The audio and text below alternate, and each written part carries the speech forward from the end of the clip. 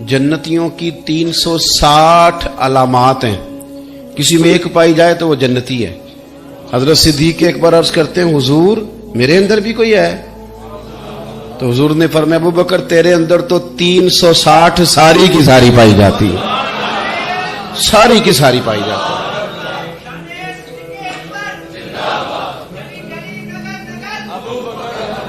अपनी जिंदगी अमल वाली जिंदगी बनाएं, फारग क्यों बैठना है? और दिन जो छोटे हैं तो रोजा रखा जाए, क्या हर्ज है? अगर मौका मुयस्सर आ गया है, आप घर में हैं, तो जरूरी तो नहीं ना ये कह के जाए भाई अपना है, वो दूर भी है तो चले गए छुट्टी लेके भी जनाजे में। कोई मुसलमान करीबी चला गया सही अकीदा, उसके जनाजे में जाया जाए।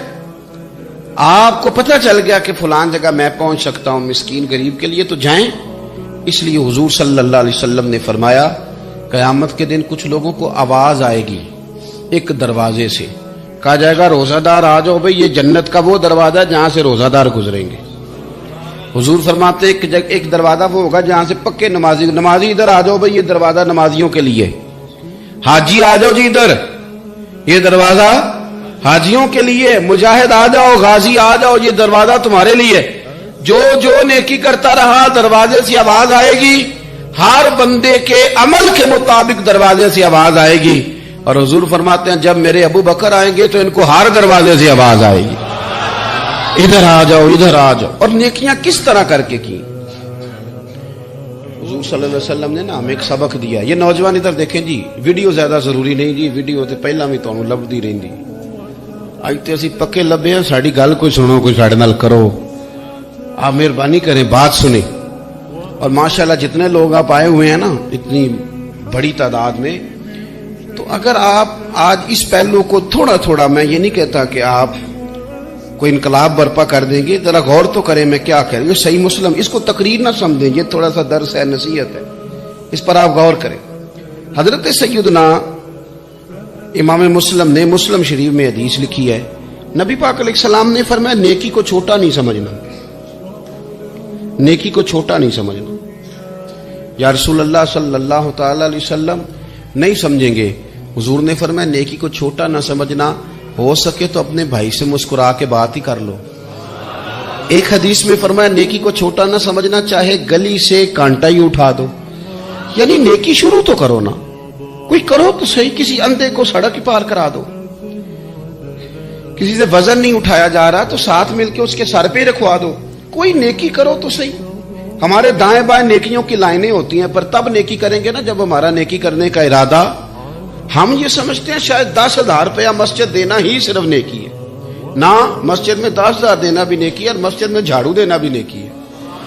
लेकिन बाद 10,000 नहीं वो झाड़ू दे, कोई काम तो करे ना भाई, नेकी करें। हजरत सिद्दीक अकबर की नेकियों का मंजर क्या है? हर वक्त नेकी, हर वक्त नेकी, खैर का काम, वो चल रहे हैं, ड्यूटी कर रहे हैं। अल्लाह ताला ने इंसान को याद कराया है कि तूने इबादत अपने रब की करनी है, और फरमाया, रब तुम्हारा वो है जिसने तुम्हारे लिए जमीन को फर्श बनाया है, आसमान को छत बनाया है, और आसमान से पानी बरसा के तो जमीन से फल उगाए हैं, रिज़्क़न लकुम, वो भी तेरे खाने के लिए उगाए हैं।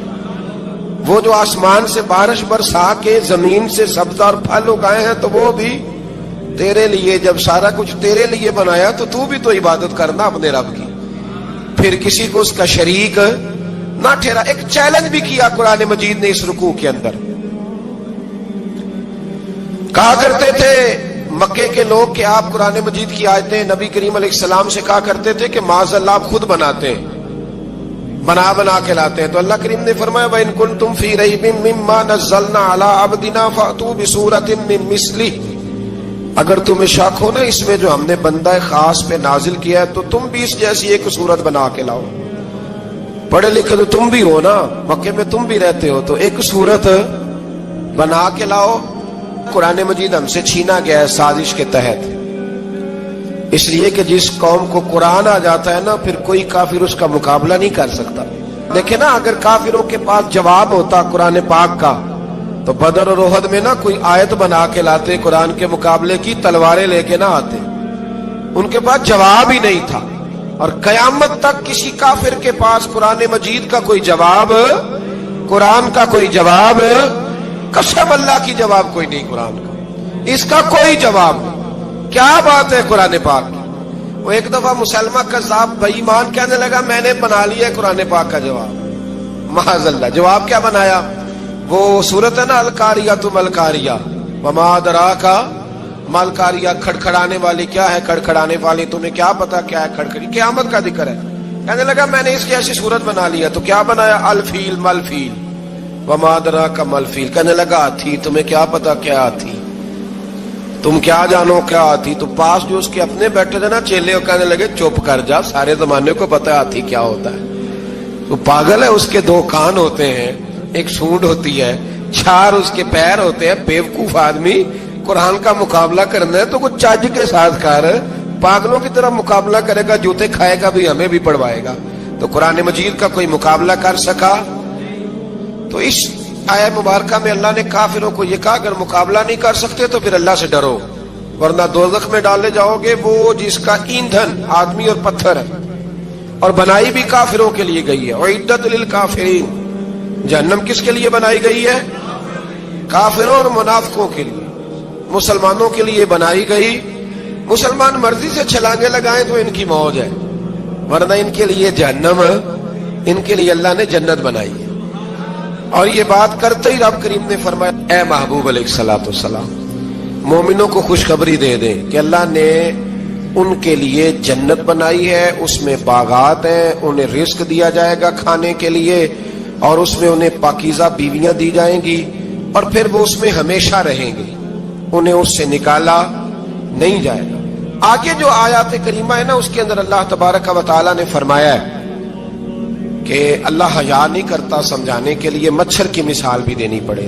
فرمایا قرآن سے کچھ لوگ ہدایت حاصل کرتے ہیں اور کچھ گمراہ ہو جاتے ہیں۔ جب لوگ اپنی مرضی کی تشریحات چاہتے ہیں تو گمراہ ہوتے ہیں، اور جب قرآن کو رسول اللہ صلی اللہ علیہ وسلم اور امت مسلمہ کی تشریحات کی روشنی میں سمجھتے ہیں تو پھر اللہ ہدایت عطا فرماتا ہے۔ پھر اللہ تبارک و تعالی نے آگے ارشاد فرمایا حضرت آدم کی پیدائش کا واقعہ۔ کچھ مفسرین نے لکھا اللہ نے مشورہ کیا تھا فرشتوں سے، وَإِذْ قَالَ رَبُّكَ لِلْمَلَائِكَةِ إِنِّي جَاعِلٌ فِي الْأَرْضِ خَلِيفَةً، لیکن کچھ مفسرین کہتے ہیں کہ اللہ کو ضرورت نہیں فرشتوں سے مشورہ کر دے گی۔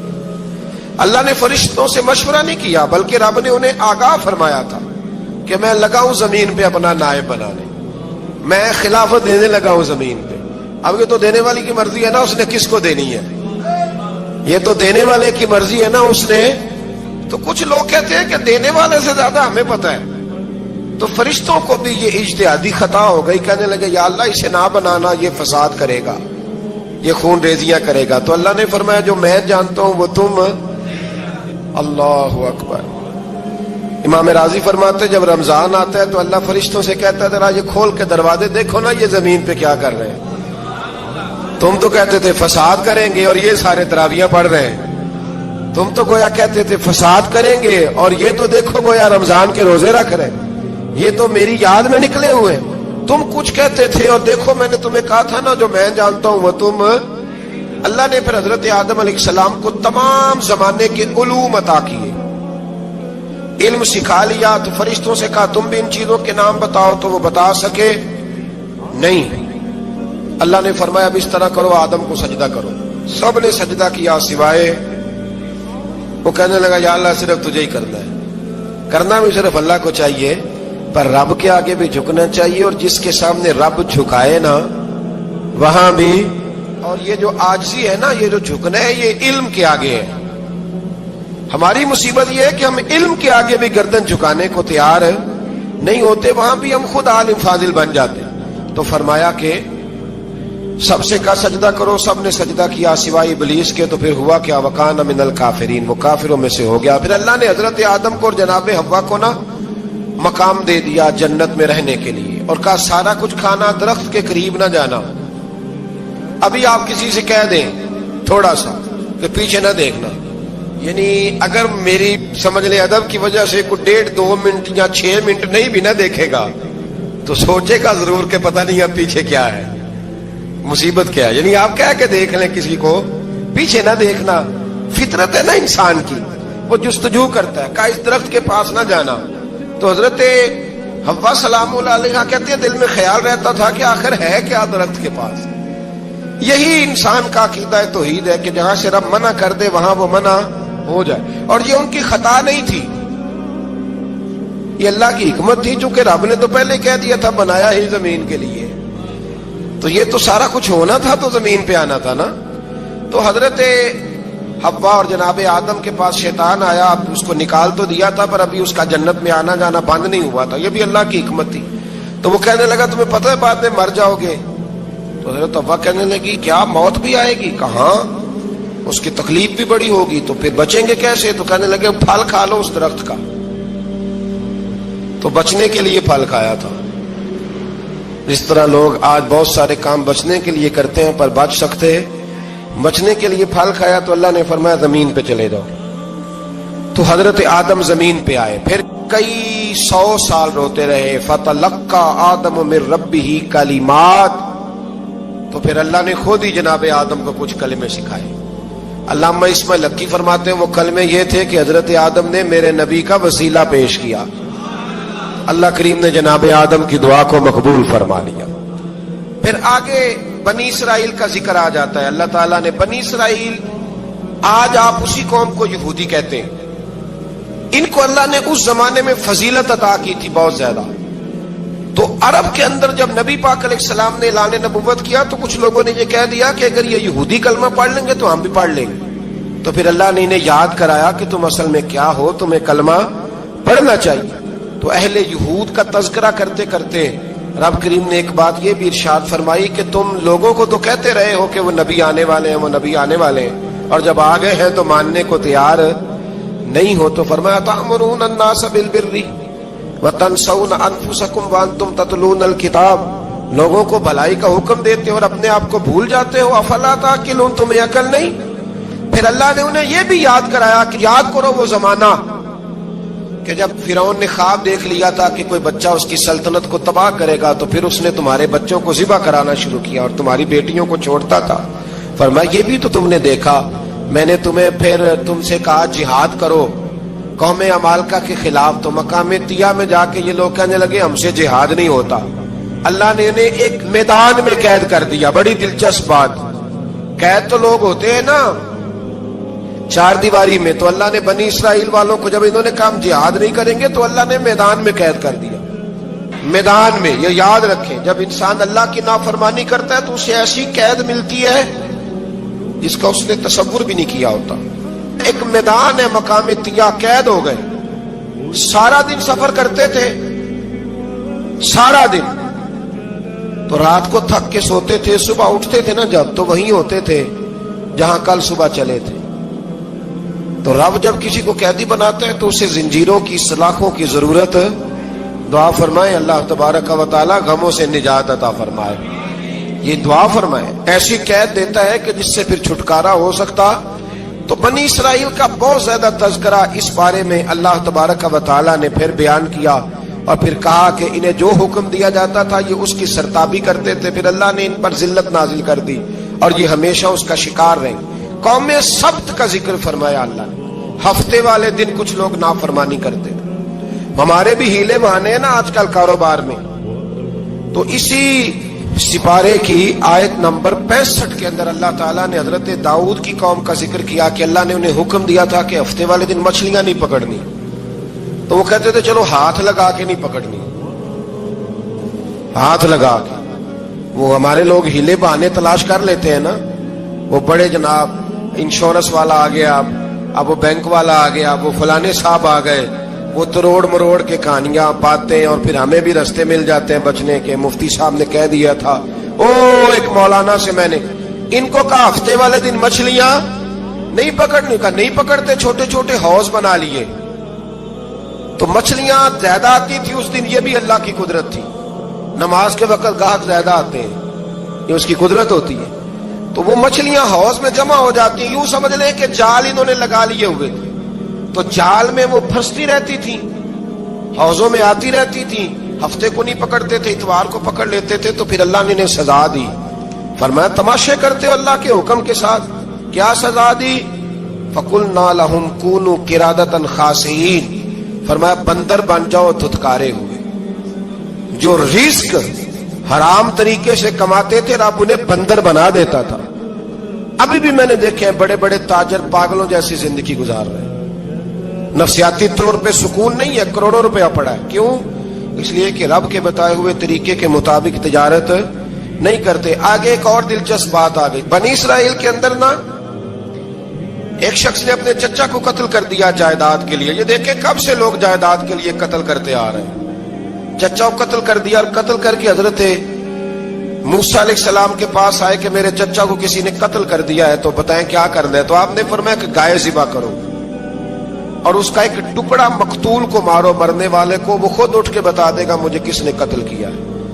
اب ارادہ نہیں تھا گائے ذبح کرنے کا, تو بہانے کرنے لگے. ارادہ نہیں نہ ہوتا تو پھر کیا ہوتے ہیں, کہنے لگے گائے کس طرح کی ہو, بوڑھی ہو کہ بچی ہو, رنگ کیسا ہو, جوان ہو کہ چھوٹی ہو, حال میں ایک دفعہ چلنا سیکھ گئی ہو یا ابھی نہ سیکھی ہو. تو بتاتے گئے تو رب بھی شرطیں بیان کرتا گیا. گہرے زرد رنگ کی ہو, حال کے اندر اسے نہ چلایا گیا ہو, پانی نہ نکالا گیا ہو, نہ بچی ہو نہ جوان ہو, اس کے درمیان ہو. یہ ساری شرطیں کہاں پائی جاتی تھی؟ حضرت موسیٰ علیہ السلام کی قوم کا ایک شخص تھا جو اللہ کا ولی تھا. وہ جب انتقال کرنے لگا نا, اللہ اکبر, دیکھو رب ولیوں کی اولادوں پر بھی کتنا فضل فرماتا ہے. وہ جب انتقال کرنے لگا تو ایک اس کے پاس چھوٹی سی بچیا تھی, گائے کی بچی. اس نے جنگل میں چھوڑ دی. کہنے لگا یا اللہ میں تیرے نام پہ چھوڑتا ہوں, میرا بچہ جوان ہو جائے تو اسے دے دینا, اور تو سرمایہ ہی کوئی نہیں. بچہ بڑا ہوا تو بچہ بھی بڑا نیک تھا, اپنی ماں کا بڑا فرما بردار تھا. اس کی ماں نے کہا بیٹا تیرے باپ نے ایک گائے چھوڑی تھی. تو بچہ جنگل میں گیا اور جا کے کہنے لگا اے اللہ میری گائے مجھ سے ملا دے. تو رب کریم نے وہ گائے واپس کر دی. وہ گائے گھر لے آیا. اب وہ کہنے لگا اماں بیچ دوں, تو اماں کہنے لگی بیٹا میرے پوچھے بغیر نہ بیچنا.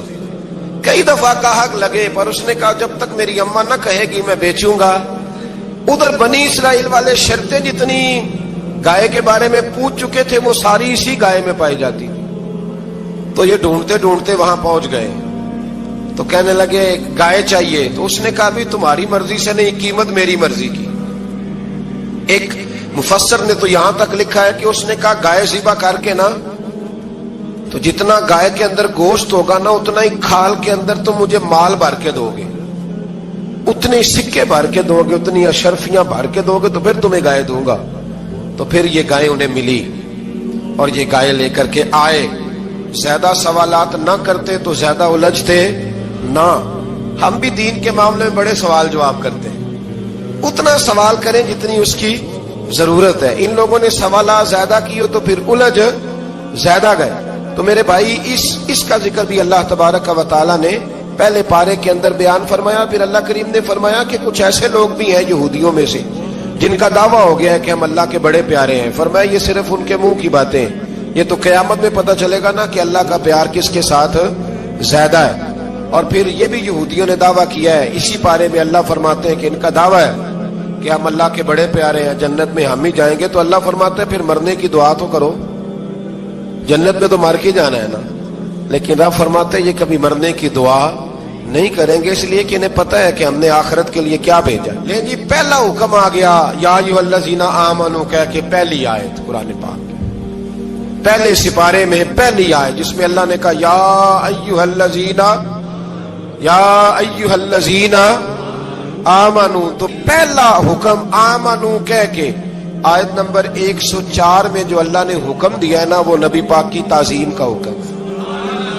پہلا حکم ہی اللہ نے حضور کی عزت اور ناموس کا ارشاد فرمایا. پہلا اس ترتیب کے لحاظ سے وہ ہوا یہ کہ جب نبی پاک کو بات ارشاد کرتے تو صحابہ کرام اٹھ کے عرض کرتے رائینا یا رسول اللہ, حضور سمجھ نہیں آئی ذرا رعایت کر دیں. تو یہودیوں کی عبرانی زبان کے اندر نہ ذرا کھینچ کے پڑھتے تھے رائینا, تو اس کا معنی بنتا تھا معاذ اللہ اے ہمارے چرواہے. بکریاں چرانے والے کو بھی وہ رائینا کہتے تھے. تو جب صحابہ یہ کہنے لگے تو اللہ نے منع ہی کر دیا. فرمایا میرے محبوب کے غلاموں, اس لفظ کے پیچھے چھپ کے, اس لفظ کے پیچھے چھپ کے لوگ میرے نبی کی بے ادبی کر جاتے ہیں. تو جس لفظ کا کوئی ایک معنی بے ادبی والا بنتا ہو وہ لفظ بھی میرے نبی کے لیے نہ کہو. لفظ وہ والے کہو جس میں کوئی بے ادبی کا معنی نکلے نہ. یہاں لوگوں نے بڑے بڑے لفظ نہیں بول دیے پھر کہتے ہیں میرا مطلب یہ تھا میرا مطلب وہ تھا. تو نے وہ لفظ بولا کیوں جس کا کوئی غلط مطلب بھی نکل سکتا تھا؟ اللہ نے فرمایا یا ایھا الذین آمنوا لا تقولوا رائنا، اے ایمان والو رائنا کہو ہی نہ. تو یا اللہ کیا کہیں؟ فرمایا وقولوا انظرنا، تم کہو یا رسول اللہ ایک نظر فرمائیے. انداز دیکھیے انظرنا ایک نظر. تو ہمارے بزرگ تو پہلے ہی بڑے پیار والوں نے کہہ دیا یا رسول اللہ انظر حالنا. کہتے کہاں سے لاتے ہو جملے؟ میں نے کہا اللہ کی کتاب سے. یا رسول اللہ انظر حالنا یا حبیب اللہ اسمع قالا. تو تم کہو انظرنا، محبوب نظر کرم کرے، واسمعوا، اور کیا ضرورت ہے دوبارہ پوچھنے کی؟ اللہ کہتے ہیں پہلے ہی دھیان سے سنا کرو، پہلے ہی واسمعوا، پہلے ہی احتیاط سے سنو. وللکافرین عذاب الیم، اور کافروں کے لیے دردناک عذاب ہے. لیکن اسی پارے میں اللہ تبارک و تعالیٰ نے پھر اہل یہود کا ذکر کیا. تو یہود کہنے لگے کہ ہم حضرت ابراہیم کے ماننے والے ہیں. تو اللہ کریم نے وہ بھی ذکر کیا کہ میں نے تو ابراہیم کو آزمایا ہے. وَإِذِ ابْتَلَىٰ إِبْرَاهِيمَ رَبُّهُ بِكَلِمَاتٍ فَأَتَمَّهُنَّ، ہم نے ابراہیم کو کچھ چیزوں سے آزمایا ہے، وہ ہماری آزمائش پہ پورے اترے. قَالَ إِنِّي جَاعِلُكَ لِلنَّاسِ إِمَامًا، تو پھر ہم نے انہیں کہا کہ ہم آپ کو پوری دنیا کا امام بنائیں گے. وہ آزمائش کیا تھی؟ آگ میں جانا بھی آزمائش، بیٹے کا نہ ہونا بھی آزمائش، بیٹا ہوا تو پھر اسے وادی غیر ذی زرع میں چھوڑ کے آنا بھی آزمائش، بڑا ہوا تو پھر ذبح کرنا بھی آزمائش. فرمایا جہاں جہاں آزمایا ہے نا ابراہیم ہماری آزمائش میں پورے اترے. فرمایا تو مفت میں حضرت ابراہیم کی اولاد بنتے ہو اور ان کا نام لیتے ہو اور ان کے ساتھ اپنا تعلق بناتے ہو، دیکھو تو صحیح وہ کتنی آزمائشوں سے گزرے. تو اس کا بھی اللہ نے اسی میں ذکر فرمایا. اور پھر وہ بات کرتے تھے حضرت یعقوب کی اور حضرت اسحاق کی. تو فرمایا وہ تو ہمارے اتنے خاص بندے تھے کہ وصال کے وقت بھی انہوں نے اپنی اولادوں کو نصیحت فرمائی تھی کہ اللہ کی توحید پہ قائم رہنا. اس کا ذکر بھی اللہ نے اسی پارے میں بیان فرمایا. اور جو حضرت ابراہیم اور جناب اسماعیل نے کعبہ تعمیر کیا تو اس کا ذکر بھی اللہ تعالیٰ نے اسی بارے میں فرمایا. فرمایا جب وہ کعبہ بنا رہے تھے تو کہہ رہے تھے ربنا تقبل منا، کہہ رہے تھے اے اللہ بنا ہم نے دیا ہے پر مہربانی فرما ہم سے قبول فرما لے. تو جو آیہ کریمہ آخر میں عرض کرنا چاہتا ہوں اس پر بھی تھوڑی توجہ فرمائیں گے تو بات بڑی نکھر کے باہر آئے گی. یہ 16ویں رکوع کے اندر اللہ نے پھر یہود کا اور عیسائیت کا ذکر فرمایا. تو اللہ کریم نے ایک بات ارشاد فرمائی. یہودیوں کے ہاں جب کوئی بچہ پیدا ہوتا تھا پیلے رنگ کے ساتھ اس کو رنگتے تھے، یا کوئی خاص رنگ تھا ان کا. بچہ پیدا ہوتا تو اس پر وہ رنگ چڑھاتے کہ یہ جی ہمارے مذہب کا رنگ ہے. ہمارے ہاں بھی رسمیں ہیں نا اپنی اپنی، معاذ اللہ اپنی اپنی نہیں ہونی چاہیے، اللہ رسول کا حکم ہونا چاہیے.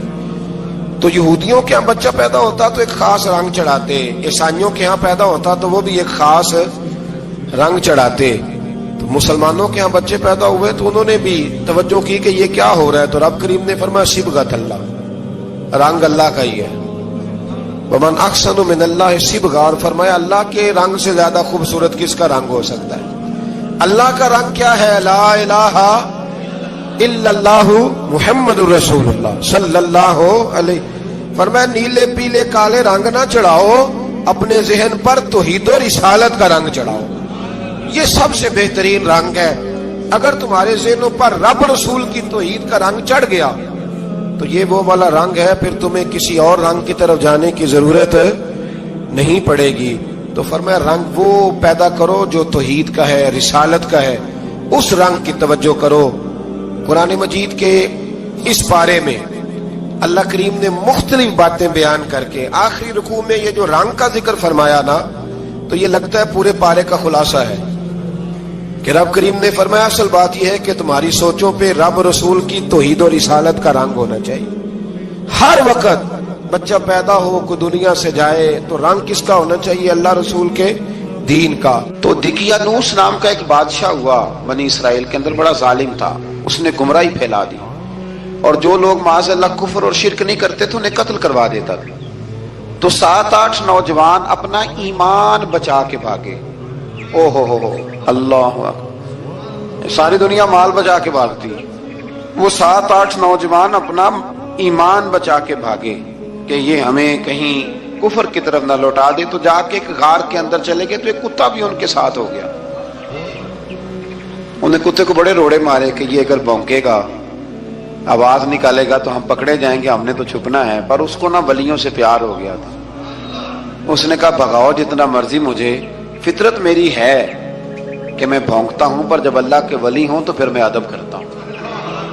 یہ قرآنی واقعہ ہے۔ اچھا، یہ عین وہ واقعہ ہے قرآن مجید کا کہ جو بہت ساری چیزوں پر ویسے ہی نص ہے اور بہت ساری زبانیں ویسے گونگ ہو جاتی۔ تو وہ 6-7 لوگ تھے، وہ چلے گئے غار کے اندر، جا کے انہوں نے پناہ لے لی۔ بادشاہ کو پتہ چل گیا کہ غار کے اندر ہے۔ اچھا، اللہ کی قدرت، جیسے ہی داخل ہوئے انہیں نیند آ گئی، یہ سو گئے۔ اور قرآن مجید کہتا ہے، قرآن مجید کے یہ لفظ ہیں کہ کتا غار کے منہ پر بازو پھیلا کے بیٹھ گیا، گویا اپنے مالکوں کی خدمت کر رہا ہے۔ اب میاں صاحب کی ایک بات کر لیں درمیان میں۔ میاں صاحب فرماتے ہیں، جنہ تنام وچ عشق نہ رچیا، کتے ہونا تھی چنگے، اور چلو مالک دیکھ کر راکھی کر دے، صابر بھوکے ننگے۔ یہ دیکھو نا کہ اتنا تو ان کے اندر بھی کمال ہے، اپنے نا دونوں بازو پھیلا کے۔ کتا بھی غار پہ بیٹھ گیا، ان کو نیند آ گئی۔ بادشاہ نے پتہ کرایا، کہاں بھاگ کے گئے؟ تو کہا وہ غار کے اندر ہیں۔ بادشاہ کہنے لگا کہ ان کی سزا یہ ہے کہ ایک دیوار چن دو غار کے منہ میں، غار کوئی بند کر دو۔ جس بندے کی ڈیوٹی لگائی نا غار چننے کی، بندہ بڑا نیک تھا، اس کو دیوار بنانے کا ذمہ دیا۔ اس نے نا دیوار بھی بنائی اور ایک تختی پہ نا سب کے نام لکھے، اور وہ تختی ایک صندوق میں رکھ کے وہاں بند کر دی، اور اسی طرح کی ایک تختی اس کے نیچے لکھا کہ ایک تختی ان کے ناموں کی نا میں مال خزانہ میں بھی بند کر رہا ہوں۔ اللہ تبارک و تعالیٰ کی قدرت کے بعد مفسرین نے لکھا ہے وہ 100 سال تک سوئے رہے، اور بعض نے لکھا ہے کہ 300 سال تک سوئے رہے۔ 300 سال کے بعد اس طرح ہوا کہ حکومتیں بدل گئیں۔ بیدروس نام کا ایک بادشاہ آ گیا، وہ بڑا نیک دل تھا، اس نے ہر طرف حضرت عیسیٰ علیہ السلام کی شریعت کا پھر سے نعرہ بلند کیا۔ اب نا کچھ لوگ ایسے تھے جو منکر ہو گئے تھے کہ مرنے کے بعد دوبارہ کیسے اٹھیں گے۔ بادشاہ ایک دن حجرے میں گیا، جا کے دعا مانگی، یا اللہ کوئی ایسی بات دکھا جس سے لوگوں کا ایمان پکا ہو جائے۔ اس طرح کے بادشاہ ہوا کرتے تھے۔ تو رب کریم نے کہا میں نے تو پہلے یہ راز چھپا کے رکھا ہوا ہے، کھول دیتے ہیں۔ اس نے دعا مانگی، اور ادھر کیا معاملہ ہوا، ایک چرواہا بکریاں چرانے والا وہاں سے گزرا۔ اس نے سوچا یہ دیوار ہے، اگر اس کا منہ کھول لوں نا کبھی تو میری بکریاں یہاں تھوڑا سا دھوپ کے اندر سستا لیا کریں گے۔ اس چرواہے نے کیا کیا کہ اس نے وہ دیوار گرائی تاکہ میری بکریاں اندر جایا کریں۔ وہ دیوار گرائی تو اس نے اندر 6-7 لوگ سوئے ہوئے دیکھے، اور کتا بھی سویا ہوا دیکھا۔ اللہ تبارک و تعالیٰ اپنی قدرت سے، اپنے فضل سے ان کی کروٹیں بھی بدلتا رہا۔ اپنی قدرت سے ایک طرف انسان پڑا رہے نا تو اعضاء گل جاتے ہیں، ان کی کروٹیں بھی بدلی جاتی، مناسب روشنی بھی دی جاتی، حرارت بھی۔ اس نے دیوار گرائی تو ان کی آنکھ کھل گئی، ایک دوسرے سے کہنے لگے آج تو بڑی گہری نیند سوئے ہیں یار، آج تو لمبی نیند ہی پوری کر لی، چلو بھوک بڑی لگی ہے ایک دوست کو بھیجو۔ یہ سارا واقعہ قرآن مجید میں موجود ہے، میں اپنے لفظوں میں بیان کر رہا ہوں۔ جاؤ ایک دوست کو بھیجو بازار سے نا کھانا لے آئے، پیسے وہی 300 سال پرانی کرنسی۔ وہ جب نان بھائی کی دکان پہ گیا نا سامان لینے، اس کو پیسے دیے تو نان بھائی نے ہاتھ پکڑ لیا، کہنے لگا میاں تو کدھر سے آیا، یہ کون سے پیسے؟ اس نے کہا پیسے کاہے کہ میں بھی سوچ رہا ہوں کہ حالات بدلے ہیں، سارے حضرت عیسیٰ کا کلمہ پڑھ رہے ہیں، ماحول اور ہے۔ اس نے کہا تیرے ہاتھ کوئی خزانہ لگ گیا ہے، یہ تو ہم نام سنتے تھے کہ یہاں کوئی دقیانوس نام کا بادشاہ رہا ہے، کوئی خزانہ، بتا کہاں سے لیے؟ شور ہوا، حاکم شہر تک خبر پہنچی، بادشاہ تک پہنچی۔ اس نے بتایا کہ بھئی ہم تو دقیانوس کے ڈر سے بھاگے ہیں، کل بھاگے ہیں یا آج سویرے، اتنا زیادہ ہمیں پتا نہیں، کل یا آج سویرے بس نا اتنا سا ہمیں یاد ہے کہ ہم گئے تھے۔ بہرحال لوگ جمع ہو گئے، اکٹھے ہو گئے، غار تک پہنچے۔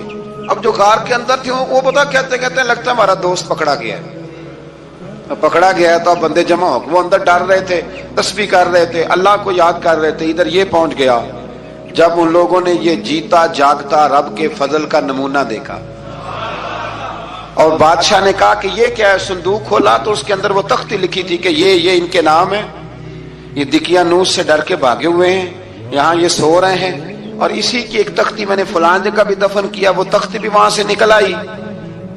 اب سب لوگوں کی آنکھوں میں آنسو آئے اور سب کہنے لگے لا الہ الا اللہ، لا الہ الا اللہ، لا الہ الا اللہ۔ سب کہنے لگے ان اللہ علی کل شیء قدیر۔ جب ان کی بات پوری ہو گئی، لوگوں کے ایمان پختہ ہو گئے، تو اصحاب کہف کہنے لگے کہ ہمیں اب اجازت ہے، ہم پھر دوبارہ غار میں جاتے ہیں۔ وہ غار میں گئے تو رب نے پھر انہیں موت عطا فرمائی، نیند عطا فرمائی، تحفہ دیا۔ بادشاہ نے پھر اس کے آگے دیوار بنائی اور وہاں بادشاہ نے ایک مسجد تعمیر کرا دی، لوگ زیارت کرنے جاتے۔ یہ اصحاب کہف کا ذکر ہے۔